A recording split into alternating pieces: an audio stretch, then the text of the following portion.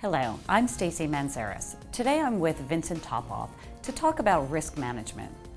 So you don't believe in having, a lot of companies are putting in risk managers, risk officers in their organization. Well, I hear what you're saying, Stacy, and I do think that they have a role, but what they, but you have to look at their role. Is I think just like a coach is there to coach the team, so I also think that a risk officer or risk management facilitator, if you're there, is not the person that should adopt all the risk and keep the risk register and God knows what else, but it's more a sort of a facilitator and an initiator and helping the organization is trying to regain what it lost somewhere down the road when it grew and grew and grew and separated risk management from managing their organization. Right, so I have to go back to the soccer analogy. Sure. We got to the first part, Yeah. So we have the team. Now I think we're in the second line now. So the first lines of offense were the team and the team captain. Those are the 11 people who are actually on the field and are there to score the goals. And then the third line, the way I described it, is that's the coach, if you would like, the person on the side. And you could compare that with a risk officer, if you would like. The fourth line of offense is the referee, and in my analogy is I took the internal auditor as the referee, and also I think is internal audit also does have a very important role in risk management or the management of risk.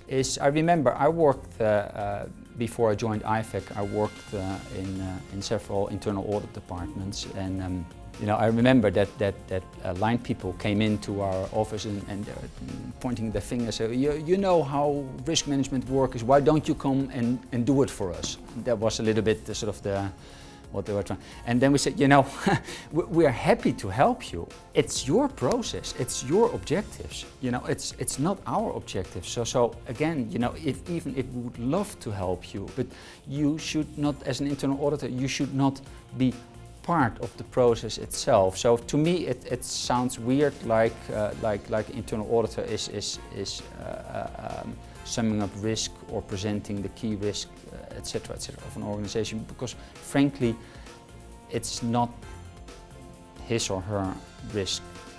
It's the risk of the organization Or the players. Yeah, right? and Right? again, Mm-hmm. so I always recommend people not to look at risk, but first to look at what is it that we would like to achieve, what is it that we are going to do here. And once you are thinking about that, then the next step is okay, what can possibly be between me and achieving my objective? And that's the relevant risk that we have to address at that moment while we are trying to make a decision what we're going to do next. So it's an interesting viewpoint. Mm-hmm. What are the consequences to the organization if we don't move in the direction of what you're talking about? If we continue going into this sort of formal ERM or risk management with all the bells and whistles, if you would like, then I think finally we will recognize that the whole risk management system, as they call it, we do risk management, is actually more of a cost than that it's actually helping the organizations in creating and preserving value. Is to give you a good example, if you look at the annual rain dance that a lot of organizations have in February when they're going to update the risk register, so that's one of those board meetings, and then we have had all the decisions and strategic decision making, we have that behind us, and now we open the risk register and we look at it, what we wrote there in February last year, and then we are updating the risk register, and then we have done it. We close the risk register and it's done for the next year. And you might think, okay, that's okay, because now we have something that we can present to regulators and we can print it in our annual report. But actually, I think it's a very dangerous thing, because what you do here is you make a separation between, on the one hand side, is you're establishing your goals and developing your strategy, and on the other hand side, you separate or silo off your risk into a risk register without sort of acknowledging that these two are inherently linked and integrated to each other.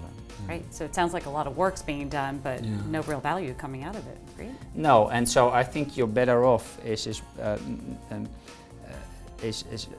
integrating risk with setting and achieving your objectives. It's also if you look at the COSO cubicle, for example, where have all these stages you go through, is I think what you should, I like the model because it's a good model, but I think we should warn practitioners that it should not be phase 1 first, phase 2, phase 3, phase 4.